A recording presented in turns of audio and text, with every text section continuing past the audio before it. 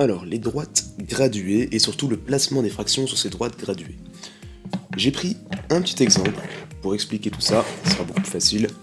J'ai pris un exemple dans lequel, ici, une unité, c'est 5 cm. Il y a 5 cm d'écart entre le 0 et entre le 1.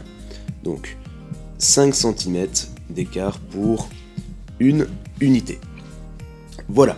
Ça, c'est l'information principale, puisque c'est à partir de là que je vais pouvoir placer toutes mes fractions. Les trois premières, j'ai pris des fractions relativement simples, dans le sens où elles sont toutes sur 5. Elles sont toutes sur 5, on a donc des cinquièmes d'unité.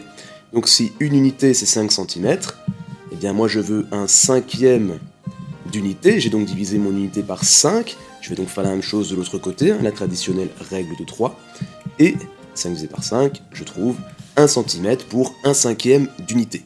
C'est bien, mais moi je voulais 3 cinquièmes d'unité. Pas de souci, je veux 3 cinquièmes d'unité. 3 cinquièmes d'unité, c'est donc 3 fois plus qu'un cinquième d'unité.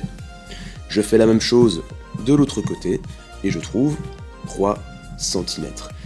Je sais donc que ma fraction 3 cinquièmes va se trouver à 3 cm du côté droit, parce qu'on va aller dans les positifs, par rapport au 0. Parce que je pars toujours du 0, le 0 c'est vraiment notre point de départ.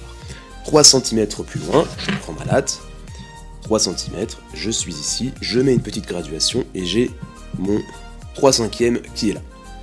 Pour le moins 2 cinquièmes, c'est un négatif, dans les négatifs ici avec notre petite règle ça va être embêtant, mais c'est pas grave. Parce que le nombre négatif, le signe négatif, qu'est-ce qu'il veut dire? Il veut simplement dire qu'on va se diriger du côté des nombres négatifs, donc à gauche du 0 au lieu d'à droite. Donc, on reprend notre cinquième d'unité.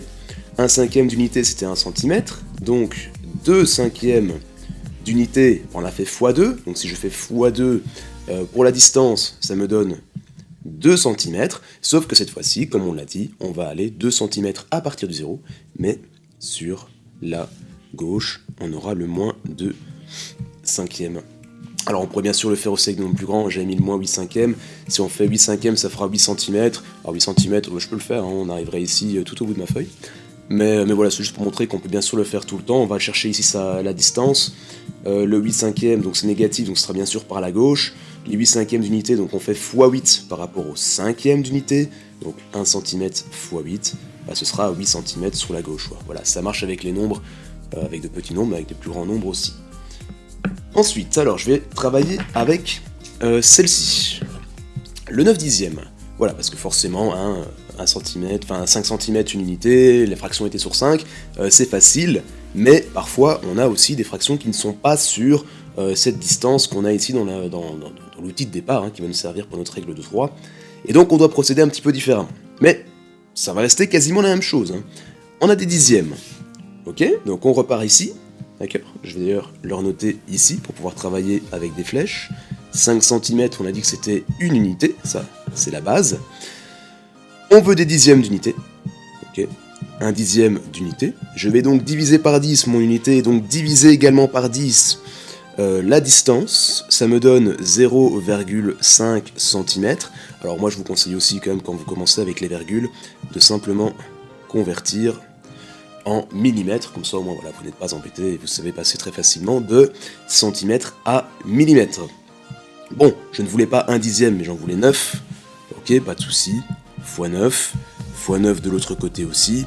J'aurai donc bien mes 9 dixièmes d'unité et 0,5 ou bien plus simplement 5 mm x 9, 5 x 9, 45 mm. Et ça, on sait bien que c'est 4,5 cm. C'était positif, donc on se place sur le 0 sur le 0, et on va aller à 4,5 cm vers la droite. On trouve du coup le 9 dixième.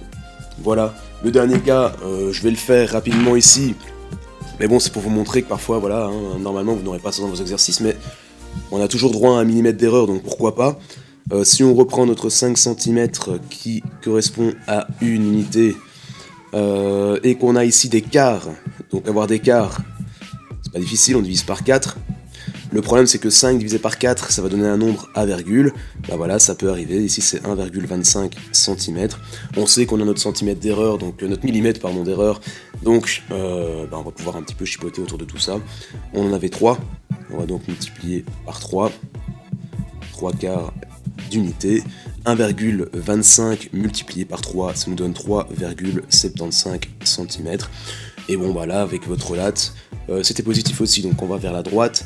3,75, on va aller se placer entre le 3,7 et le 3,8.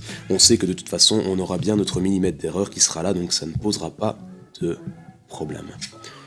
Voilà, vous pouvez le faire.